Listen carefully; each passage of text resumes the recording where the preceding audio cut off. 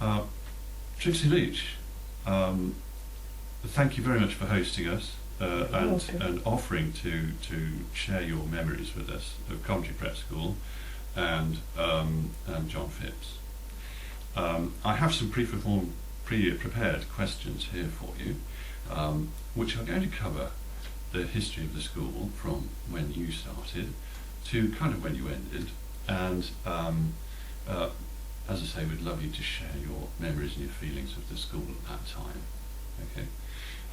So first of all, the first question I'd like to ask is how did you find out about the prep school position, and how did you come to be at the school?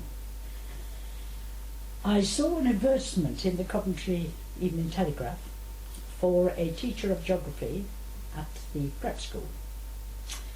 As Stuart was of an age to go to nursery then, that's my son, he was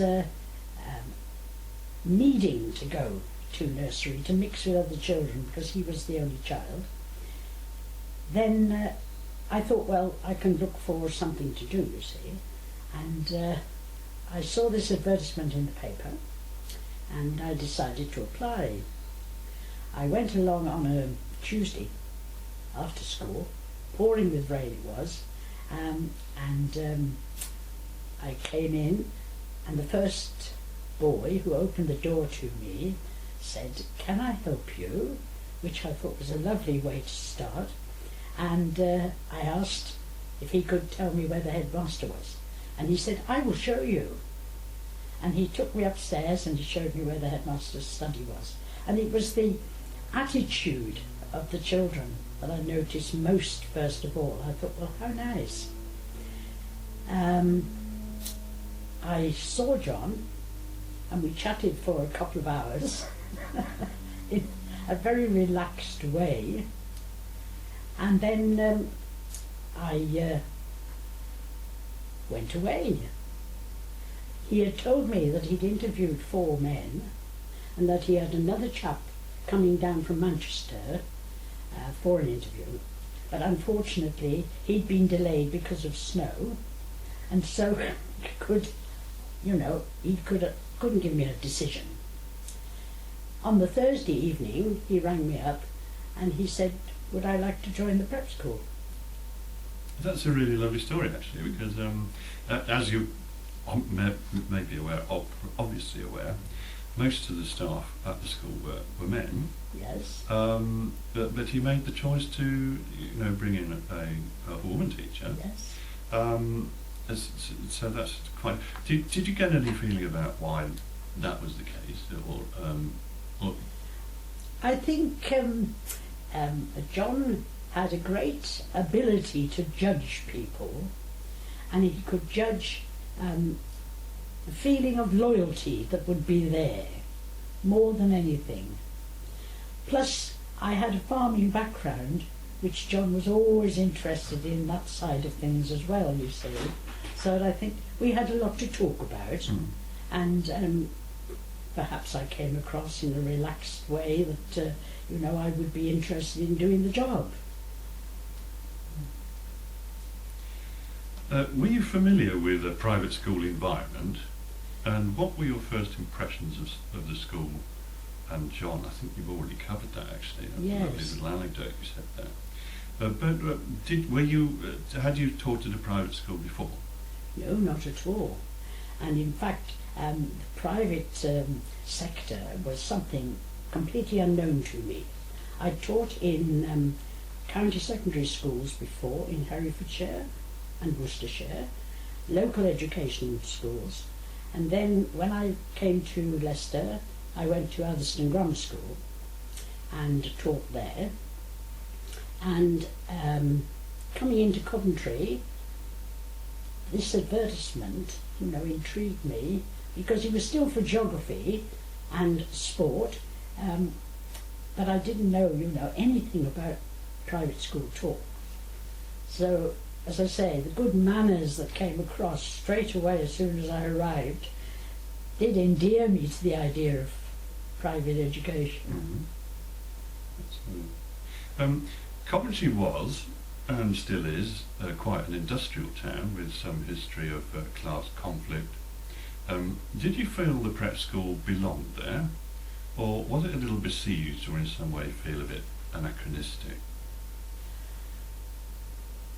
I personally didn't have, any sort of ill feeling towards me as a teacher at the school.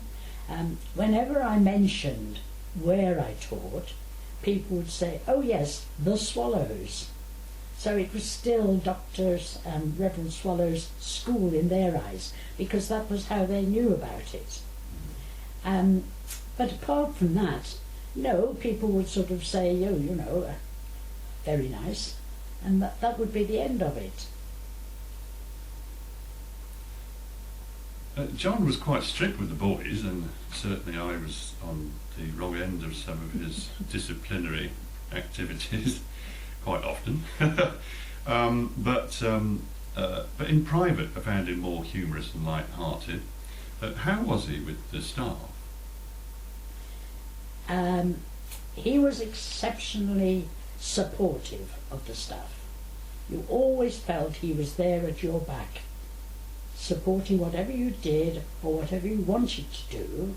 He would weigh it up, he would sort of envisage what would come out of it, and then he would support the staff. Yes, he was very different on a relaxed occasion.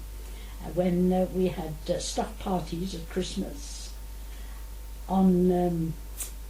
everybody would gather, and there would be very good entertainment.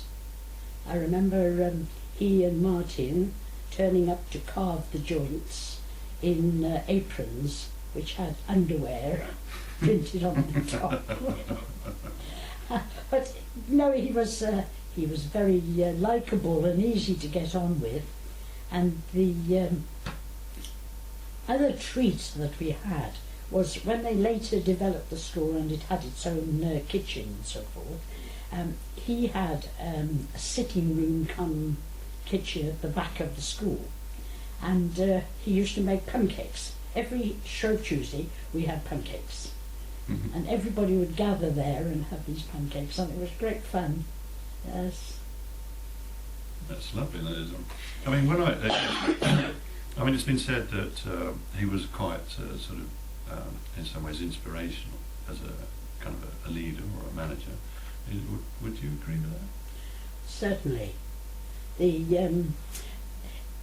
It was his way of running a very large family, and that was the feeling that came across.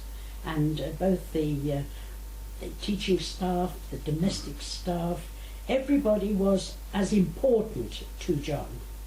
The children, really, the respect was there. I mean, if he came into the room, everybody stood up straight away, no dithering about. That was the headmaster, and he was viewed in that way by the children. But the staff, they were also important to him, and he was very supportive in whatever you were doing. We suggested going on these field trips, which was something the school hadn't done before, and he thought that was we'll think about it. But he finally agreed, and he was very pleased that we had carried it out in the end. Yes.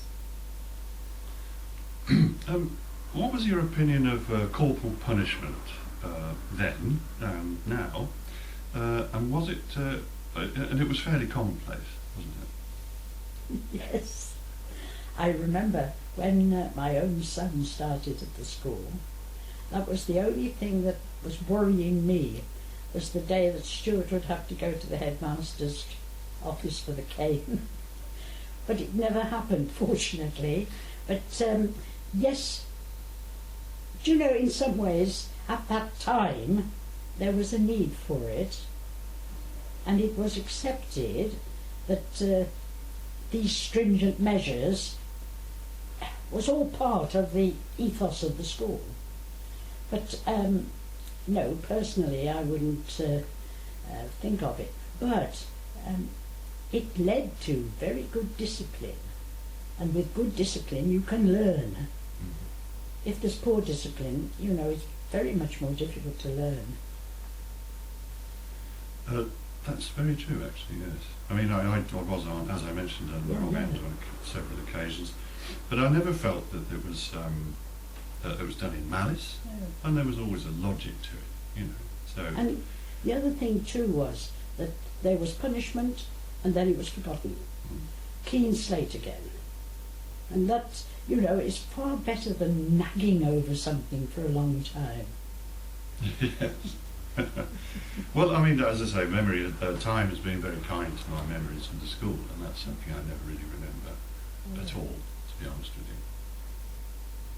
you. What did you talk about in the staff room? Well, not wishing to betray any confidences at all, when we were having an official meet, so to speak, in the staff room, then problems that some of the children were facing perhaps were brought up.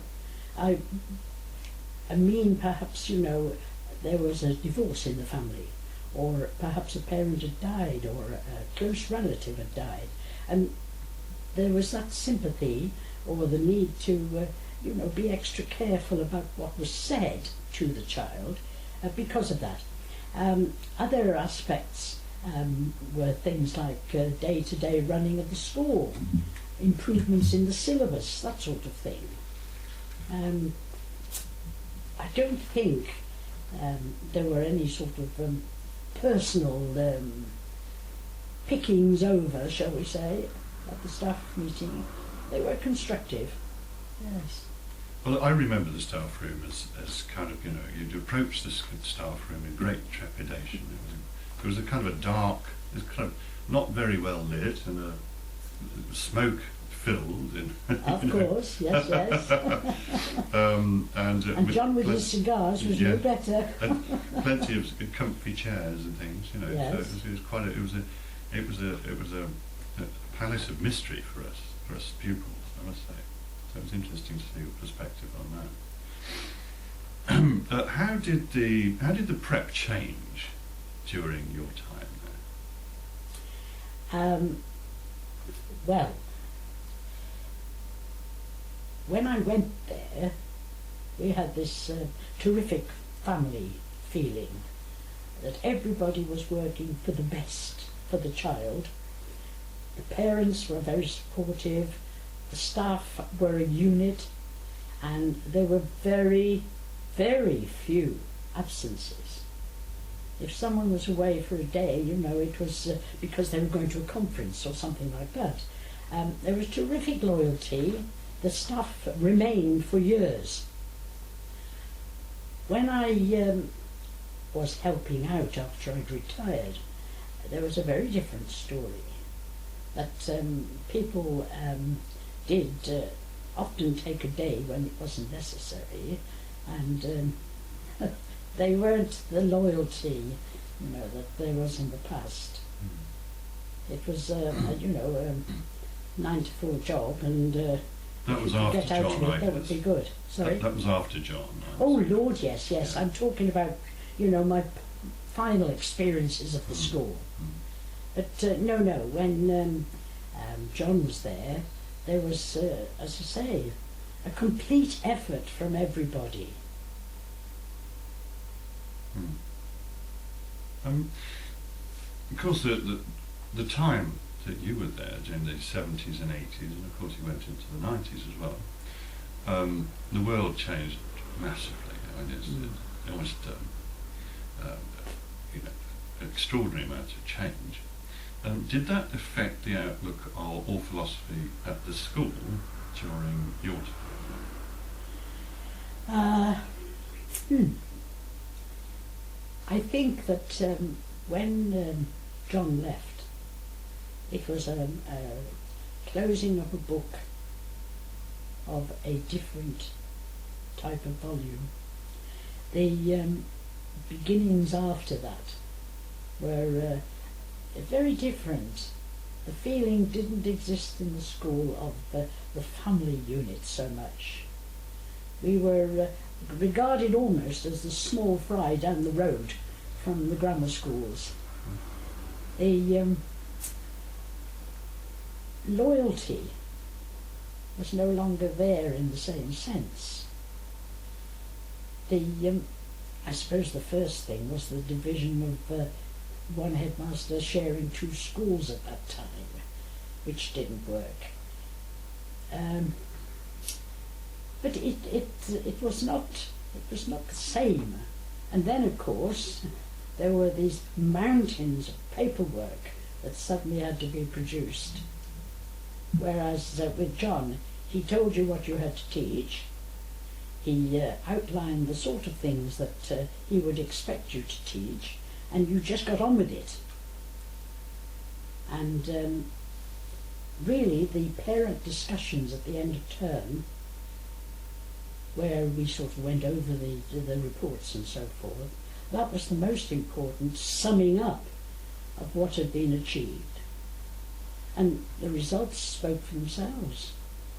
I mean, we had pupils going to Malvern and the Wirral and Rugby, Warwick. They were all, flying high into the next schools.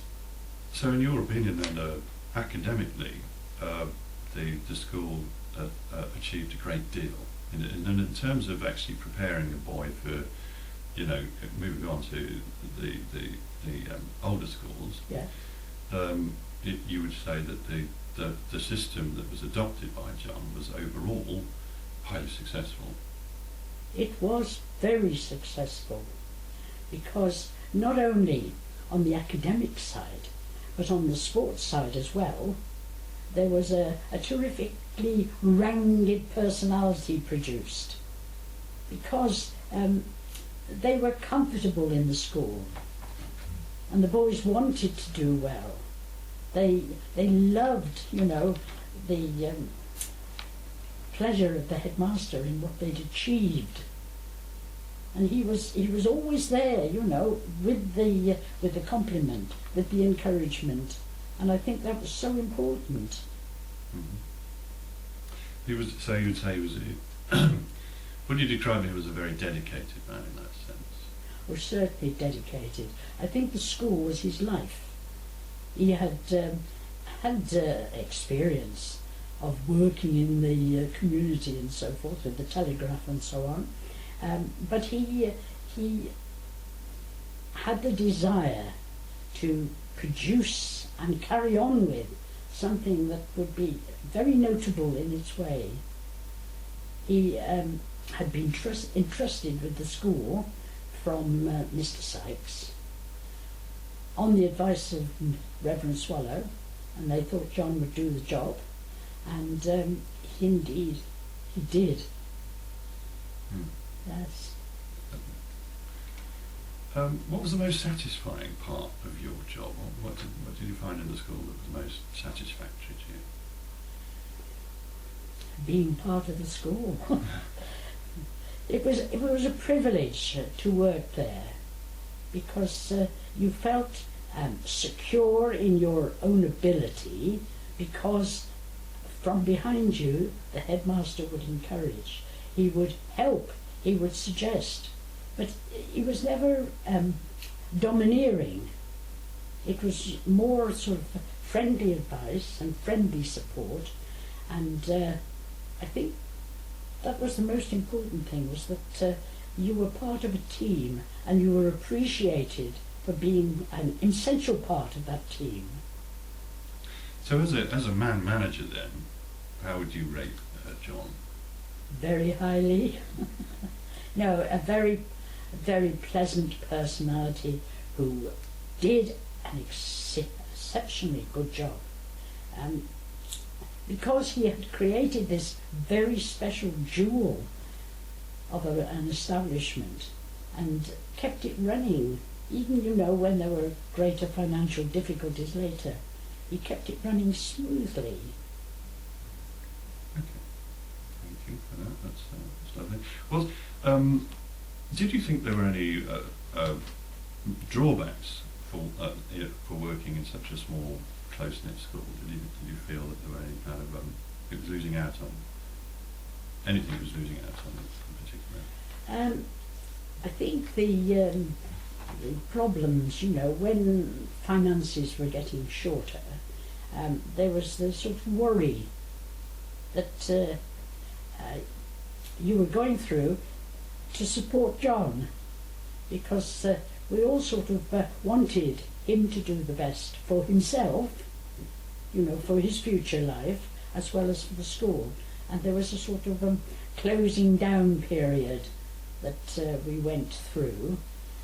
But we all thought, we've got to support him because he's given his life to the school, and there must be a time for him to have, his own recreation. Because he had had this full-time job for so long. Well, it was his life. Yes, that's right. Absolutely. And one of the singles is a bit peculiar, but you have a very kind of excellent aspect of this.